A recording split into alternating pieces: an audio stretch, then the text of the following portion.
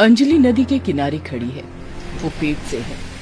इतने में पीछे से बिमला और पायल आते हैं और धक्का मारकर अंजलि को नदी में गिरा देते हैं। बचाओ! अंजलि को तैरना नहीं आता है। ऊपर से वो गर्भवती है।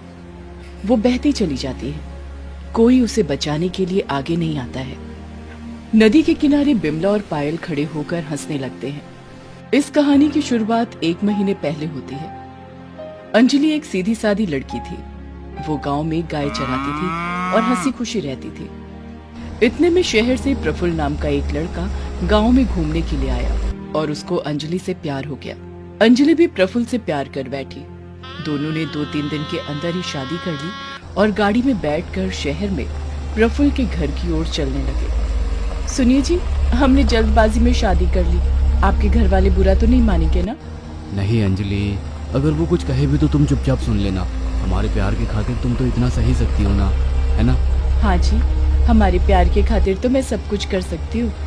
अंजलि प्रफुल्ल के प्यार में डूबती ही चली गई। उधर प्रफुल्ल के घर पर उसकी माँ बिमला और बहन पायल प्रफुल्ल का इंतजार कर रहे हैं। बाहर गाड़ी की आवाज सुनकर वो दोनों बाहर आए और देखा कि प्रफुल्ल अंजलि के साथ गाड़ी में बैठा है। ये देखकर बिमला और पायल चौंक गए। प्रफुल्ल और अंजलि गाड़ी से निकलकर सामने आए। प्रणाम माँ जी। माँ जी? कौन माँ जी? ये कौन है प्रफुल्ल? ये अंजलि है माँ। हमने कल ही शादी किया है। शादी? ये क्या नाप शनाप बक रहा है तू?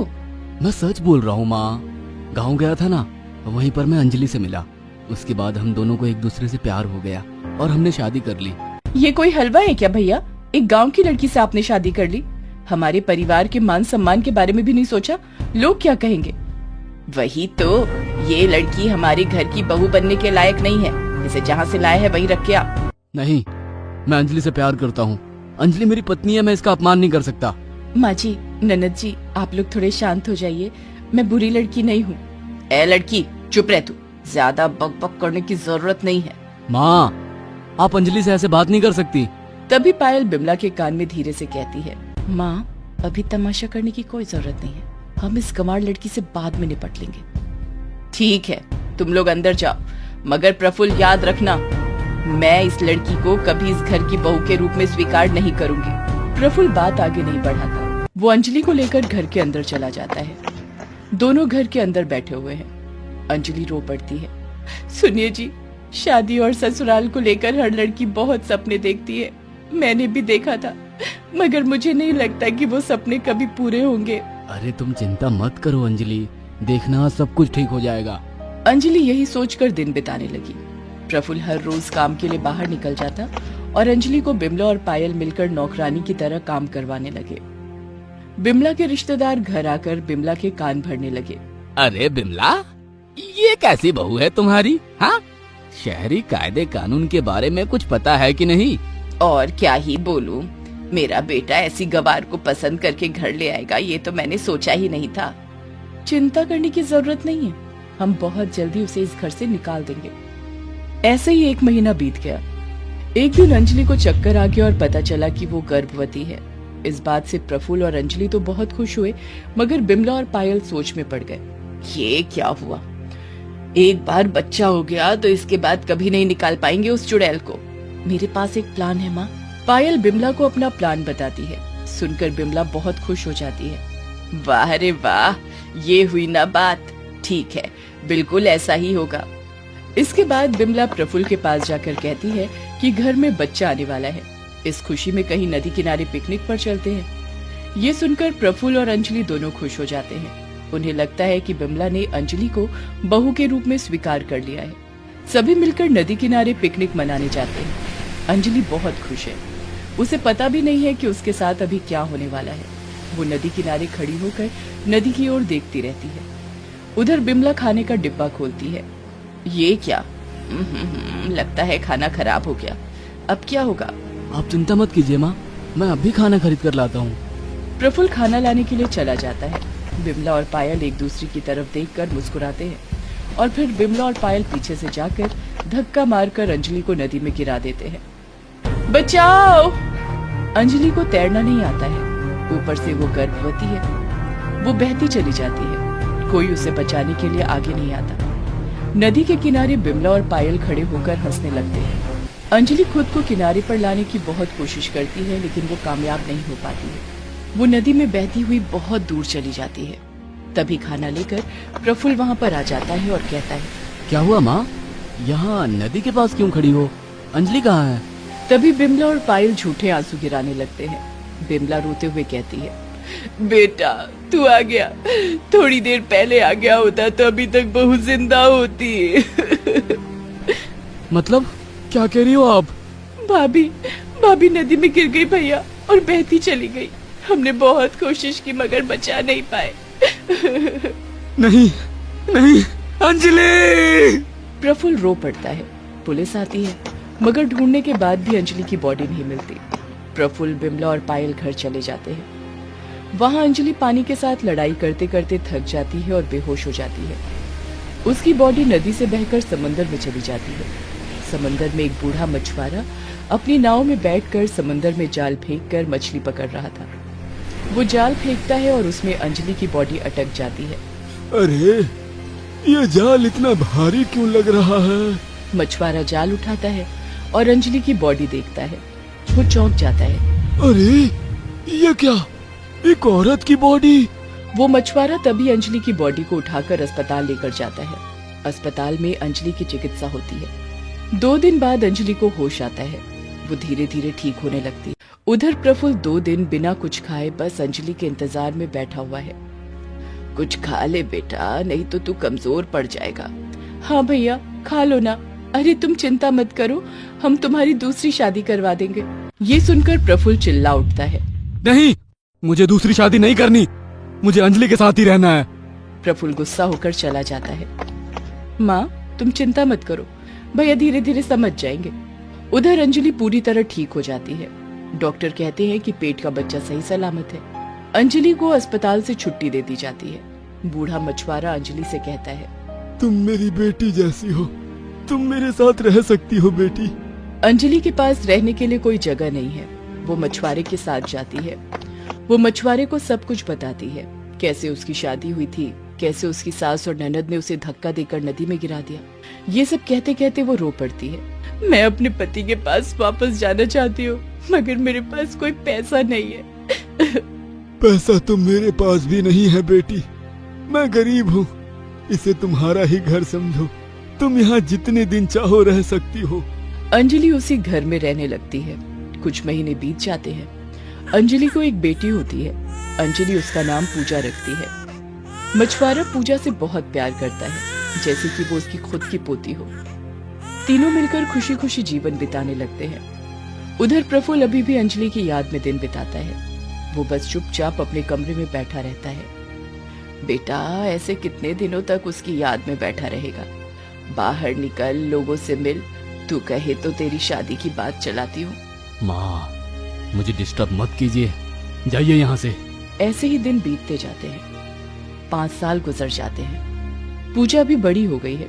वो घर के कामकाज में अपनी माँ का हाथ बटाती है। सब कुछ ठीक ठाक है, लेकिन एक दिन मछुआरा समंदर में मछली पकड़ने जाता है और नाव डूब जाती है। मछुआरे का देहांत हो जाता है। अंजलि और पूजा बहुत रोते हैं। माँ दादू चले गए, अब क्या इस दुनिया में हमारा कोई नहीं है। है बेटी, तेरे पापा हैं, लेकिन उनका घर यहाँ से बहुत दूर है। मगर अब समय आ गया है, हमें उनके पास जाना ही होगा। हमारे पास पैसा नहीं है, हम पैदल ही जाएंगे। अंजलि और पूजा पैदल निकल जाते हैं घर की ओर। उधर प्रफुल्ल अभी अंजलि को उतना याद नहीं करता। उसने आशा छोड़ दी है। बिमला उसके पास आकर कहती है, बेटा 5 साल हो गए और कितने दिन अकेले बैठा रहेगा? अब तो शादी कर ले। ठीक है माँ, आप लड़की देखिए, अंजलि और नहीं आएगी। शायद वो इस दुनिया में नहीं है। मैं दूसरी शादी के लिए तैयार हूँ।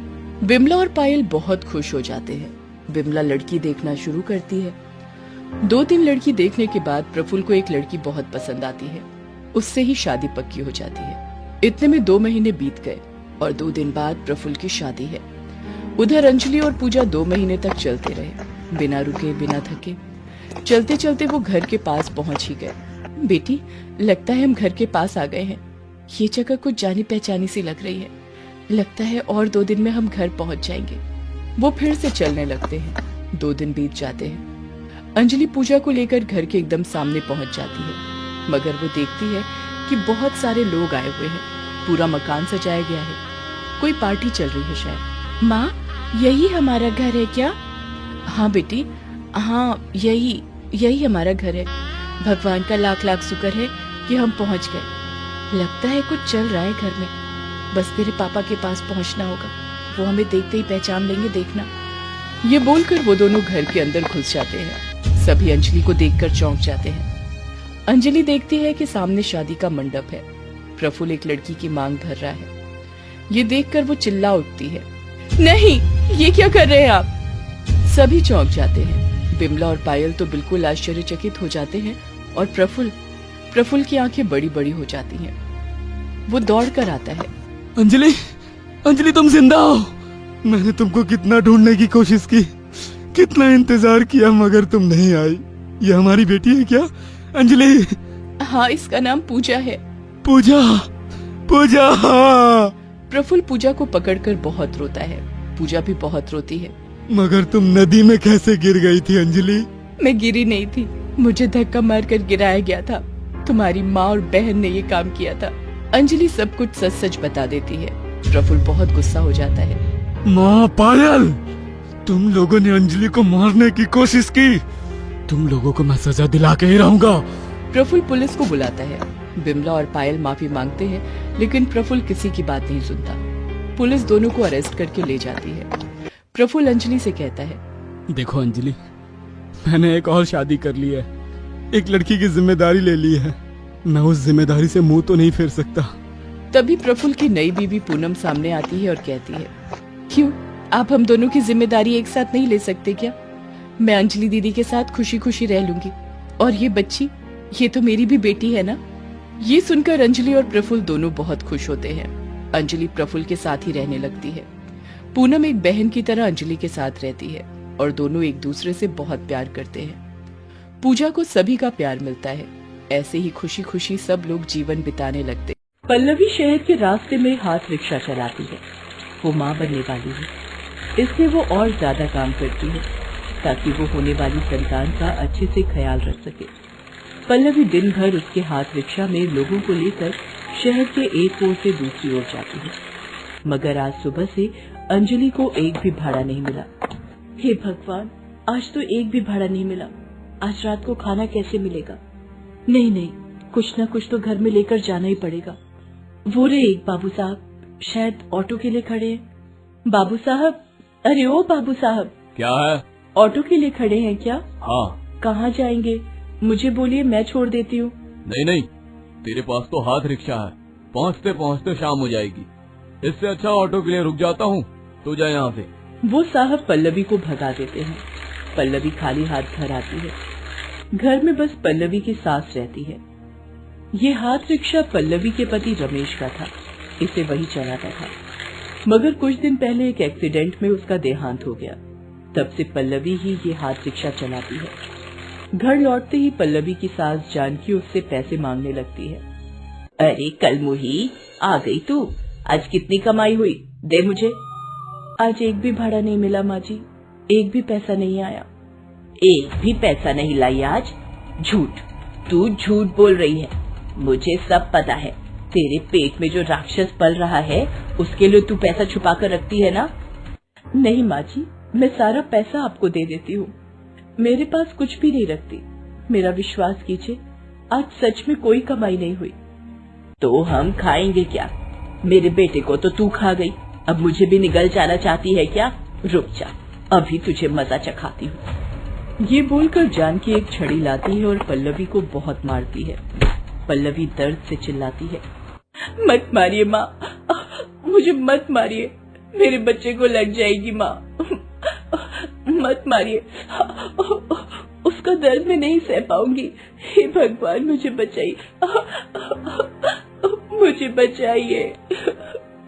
जानकी कोई बात नहीं सुनती है, वो पल्लवी को मारती ही रहती है। इस तरह रोज पल्लवी का दिन बीतता है। वो दिन भर हाथ रिक्शा चलाकर घर आती है और अपनी सास के हाथों मार खाती है। अपने होने वाले बच्चे के लिए वो बस चुपचाप सब कुछ सह लेती है। अगले दिन सुबह पल्लवी दुर्गा माँ के मंदिर जाती है। हे दुर्गा माँ, मेरी होने वाले बच्चे का ध्यान रखना, बस उसे कोई नुकसान ना हो। मैं माँ हूँ ना, अगर उसे कुछ हो गया तो मैं सह नहीं पाऊंगी। पल्लवी दुर्गा माँ की बहुत बड़ी भक्त है। वो हर रोज सुबह मंदिर जाकर दुर्गा माँ की पूजा करती है और फिर हाथ रिक्शा लेकर रास्ते में निकलती है। आज भी वो रास्ते में निकलती है और जोर जोर से चिल्लाकर लोगों को बुलाने लगती है। आइए आइए बाबू साहब, आइए दादा, आइए दीदी, मेरे हाथ रिक्शा में बैठिए, कहाँ जाना है बोलिए। एक औरत रास्ते में खड़ी थी। पल्लवी उसके पास जाती है। दीदी कहाँ जाएंगे, मेरे रिक्शा में चलिए, ज्यादा भाड़ा नहीं है। अरे तुम तो पेट से हो, इस हालत में हाथ रिक्शा चलाती हो, तुम्हें तकलीफ नहीं होती? गरीबों को तकलीफ नहीं होती है दीदी, मैं काम नहीं करूंगी तो खाना नहीं मिलेगा, खाना नहीं मिलेगा तो मेरे पेट में बच्चा भूखा रह जाएगा, तब मुझे बहुत तकलीफ होगी। उसे इस दुनिया में लाने के लिए ही तो ये सब कर रही हूँ। तुमसे मिलकर आज मुझे पता चला कि माँ होना क्या होता है। मेरी आंखों में आंसू आ रहे हैं। इतना मुश्किल काम हंसते हुए कैसे कर लेती हो? गरीब हूँ ना दीदी, इन सब की आदत हो गई है। बस मेरा बच्चा सही सलामत जी पाए इस दुनिया में, यही मेरी आखिरी इच्छा है। मेरा नसीब तो फूटा है, वो बदलने वाला नहीं, बस दुर्गा माँ की कृपा से मेरे बच्चे का नसीब बदल जाए। दुर्गा माँ सब कुछ ठीक कर देंगी, तुम देखना। तुम जैसी माँ को मैं प्रणाम करती हूँ। अरे क्या कर रही है दीदी, ये सब मत कीजिए, आइए मैं आपको छोड़ देती हूँ। वो औरत रिक्शा में बैठती है। पल्लवी रिक्शा आगे बढ़ाती है, मगर तभी पल्लवी के पेट में दर्द होने लगा और वो जमीन पर गिर गई। दर्द हो रहा है। अरे क्या हुआ? लगता है अस्पताल लेकर जाना पड़ेगा। उन्होंने तभी एक गाड़ी बुलाई और पल्लवी को अस्पताल लेकर गई। अस्पताल में भर्ती करवाकर वो चली गई। डॉक्टर साहब ने पल्लवी का चेकअप किया और बोला कि बच्चा होने का समय हो गया है, मगर उसके लिए काउंटर में 1 लाख रुपए जमा करना पड़ेगा। 1 लाख? मगर मैं गरीब हूँ, हाथ रिक्शा चलाती हूँ, इतने सारे पैसे मैं कहाँ से लाऊं?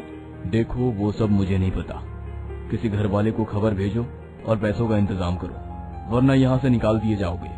पल्लवी ने अपनी सास जानकी को कॉल लगाया और उन्हें सब कुछ बोला। सब कुछ सुनकर जानकी की सास बोली, अरे फोन रख कलमुही, पैसे क्या पेड़ में उगते हैं, पड़े रहे रास्ते में, तुझे और तेरे बच्चे को कोई लोमड़ी उठा कर ले जाए। ये बोलकर जानकी ने फोन रख दिया। पैसे ना मिलने पर पल्लवी को अस्पताल से निकाल दिया गया। वो रास्ते में पड़ी रही और दर्द से कराहती रही। मर गई, इतना दर्द, हे भगवान, मर गई, हे दुर्गा माँ शक्ति दीजिए। उसी वक्त वहाँ पर वो औरत आई और बोली, अरे तुम यहाँ रास्ते में क्या कर रही हो? क्या करूं, अस्पताल में पैसा नहीं दे पाई, इसलिए उन लोगों ने मुझे निकाल दिया वहाँ से। तुम चलो मेरे साथ, यहाँ पास में ये दुर्गा माँ का एक मंदिर है, वहाँ आश्रय मिलेगा। पल्लवी उस औरत के साथ दुर्गा माँ के मंदिर में चली गई और वहाँ उसने एक लड़के को जन्म दिया। पल्लवी का सपना सच हुआ, उसका बेटा पूरी तरह से स्वस्थ और तंदुरुस्त है। हे दुर्गा माँ, आज मेरा सपना सच हो गया, आपका बहुत बहुत धन्यवाद। दुर्गा माँ अपने भक्तों की बात सुनती है। पल्लवी, अरे आपको मेरा नाम कैसे पता? आपको तो मैंने मेरा नाम नहीं बताया, कौन है आप? तभी एक चमत्कार हो गया, चारों ओर चमत्कारी रोशनी खिल गई और वो औरत दुर्गा माँ में बदल गई। पल्लवी आश्चर्यचकित हो गई। आप दुर्गा माँ हैं? हाँ पल्लवी, मैं ही दुर्गा माँ हूँ। मैं इतनी देर से तेरी परीक्षा ले रही थी। तेरे बच्चे के लिए तू दुनिया भर का दर्द सहने को तैयार है, यही एक माँ का परिचय होता है।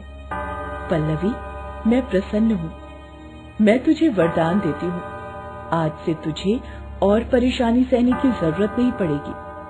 तेरे पास दुनिया भर की धन दौलत होगी, जिससे तू तेरे बच्चे की अच्छे से परवरिश कर सकेगी, और जो कोई तुझे दुख दर्द देने की कोशिश करेगा वो पत्थर की मूर्ति में बदल जाएगा।